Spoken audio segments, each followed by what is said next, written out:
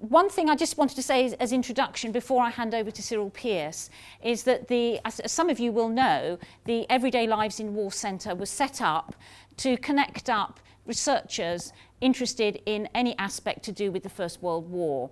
And this centre is particularly interested in, as its name suggests, everyday lives. And it's particularly interested in perhaps some of the stories that are less familiar, the ones that you don't see all the time on the television or hear on other forms of media. And one of those themes is to do with conscientious objection. Another theme which is connected is the one to do with the bigger picture to do with conscription and the number of people who actually applied for exemption from conscription.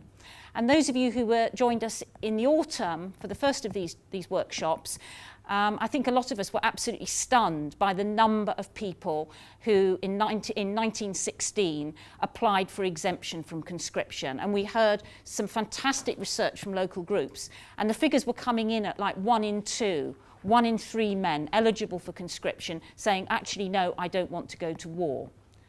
And so today is a follow-on workshop, and that's about the subset of men who said, I don't want to go to war on conscientious grounds. So I'm hoping that we can think of this in this bigger context and think about the sorts of ways in which this incredibly rich local detail that I think is going to emerge today might connect together to give us a much richer and more complex picture in understanding the First World War itself, the ways in which the war was not one thing that was 1914, it changed over the course of years, the legacies changed after 1918.